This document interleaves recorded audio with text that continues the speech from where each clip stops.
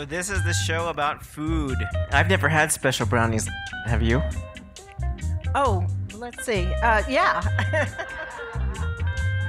Have you? Oh, I see. Oh, Adam, we have to work on that. And our first storyteller is Patricia Fagan. Please welcome Patricia to the stage.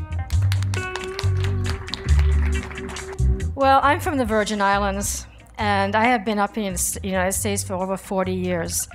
But my family goes back 300 years in the Caribbean, starting in Barbados. During the 50s in the Virgin Islands, everybody wanted to be American. And those of us who were lucky had a television. And for 2 hours every night, we got to see the two shows broadcast from Puerto Rico in Spanish. I Love Lucy and Ozzie and Harriet. And the commercials. Now, the commercials made a major impact on me. They always had this woman, beautiful blonde hair, tall, in a gingham shirtwaist dress, a beautiful little white apron, serving cookies to her adoring children who had just come home from school with a big glass of milk. Now, in St. Thomas, we didn't have milk, and I wanted to be a mother like that. When I got to New York City in the 70s, let me tell you something, it wasn't anything like the 50s. I couldn't find Lucy, I couldn't find Ozzie, and I couldn't find that woman in the shirtwaist dress. They must have grown out their hair, long hair under their arm, or bathed in sandalwood perfume. I couldn't find them. But during the 5 years that it took for me to get my undergraduate degree up at City College, I had met a musician, fell in love, had my son, and I had saved enough Betty Crocker coupons to buy or to get my free mail-in red plastic box of Betty Crocker recipes, neatly indexed with beautiful pictures. So when I went home, back home again, I felt like I had arrived. I was gonna go home and be the American wife or mother, serving something like what I had seen on the TV to my son. I got a job in a local high school paying $8,600 a year. So the only place in St. Thomas I could find to live was on the north side. The north side of St. Thomas was remote and lush. And I went up there, rented a little house from the local French farmers and fishermen were land rich, cash poor. I had a little house up a dirt road, and my landlady, Miss Bryant, who was Catholic, did not want to rent to the new people who had just come from the United States, the hippies. So she took her chance with me, being a single mother. And my son and I set into our little routine.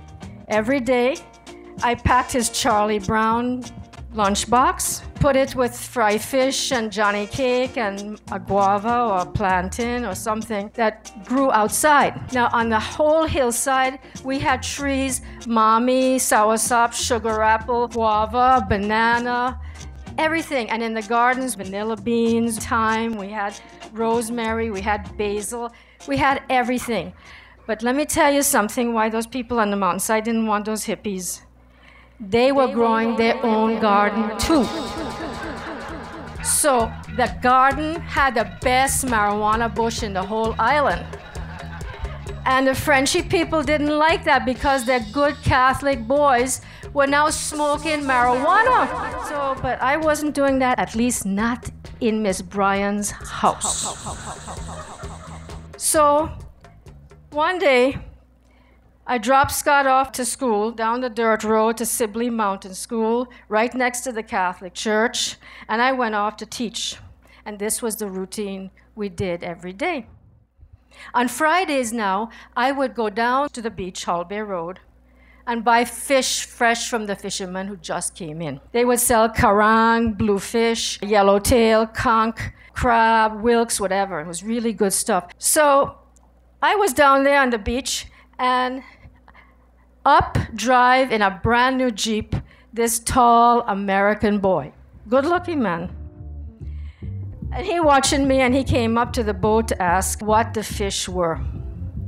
So I'm telling him, Needless to say, the two of us strike up a friendship. And within no time, the boy was up at my house eating my fry fish and Johnny cake, fungi and callaloo, and so forth. But one night, I was telling him how we have all this fruit tree and Miss Bryan have the only cocoa tree to make my son's homemade cocoa. So he was intrigued. So he asked me to please make him some brownies for a special party he has coming up for his American friends coming to the islands. I want to impress, so he bring me over an ounce of his homegrown stuff, ingredients there, to put in the brownie mix. So that night, I'm making up this thing. I'm really excited, you know, to make it perfect. I'm putting in the cashew from the cashew tree, cocoa from the Miss Bryan's cocoa tree, you know, cinnamon from down the road, vanilla, all them thing I've been putting in the damn brownie. But I forget now to make my son's treat for afternoon treat. Because I usually had coconut tart, the guava cake, all kind of stuff waiting for my son when he came home from school.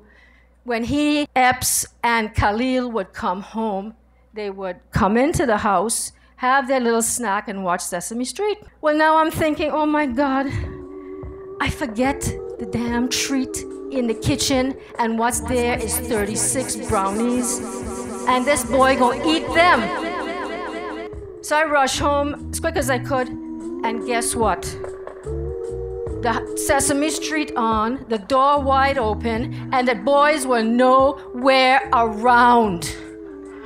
So man, I walk out, I'm screaming up and down the little hillside, Scott, Epps, Khalil, where are you? I'm scared because Miss Bryan now coming out with her Catholic self, wondering what the hell going on. And I can't explain to Miss Bryan what happened. I can't call Epps's mother to tell her what happened. And for God's sake, I can't call Khalil's mother because she's big. Now, let me tell you something, and I can't call this guy Barry, whatever his name is, Gary, to tell him what happened to his brownies. And just then, I hear his Jeep coming up the road. And I'm thinking, oh my God, suddenly I hear, and I look up into the mango tree, way high up in the mango tree is Scott, Epps, and Khalil. This is hilarious. They laughing like crazy throwing mangoes down. Right? What's his name? Gary come up in his Jeep, and I'm thinking, oh my God, what the hell am I going to tell this man about his brownies? What am I going to do about my son? And he's saying to me, what's the matter? What's the matter? I said, the boys are stuck up in the tree. And he said, don't worry, I'll get them down. Now, you know, American man ain't gonna climb no mango tree. They don't know how to climb a mango tree. But I ain't gonna tell the man that, because he's gracious enough. So the man trying to climb the mango tree, and he falling down. Finally, he grabbed hold of an old limb. The limb dry rot. He pulled himself up on it. It cracked. And the man fall down. He screamed out, oh God, my arm has broken. And I'm thinking, oh my God, thank God, thank God, I don't have to explain about the brownies. So then meanwhile, Scott trying mango them down on them, and he's laughing and he's laughing and he's laughing. And they come down. Miss Bryan come out, she said, what can I do? What can I do? I said, Miss Bryan, please, we'll call the ambulance. She went down. Scott them come down on their own from the mango tree. And I looked down at Gary. I said, Gary, don't worry. I'm going to call your friends and tell them I won't postpone the party. That's the end of the story. There is a footnote. There is a footnote. I told this story to my son when he was here visiting for Thanksgiving. He's a chef today, by the way. He said to me, Mom, I didn't tell you this, but it got around the school that everybody wanted to come up after school to watch Sesame Street and have some brownies at the house. Thank you very much.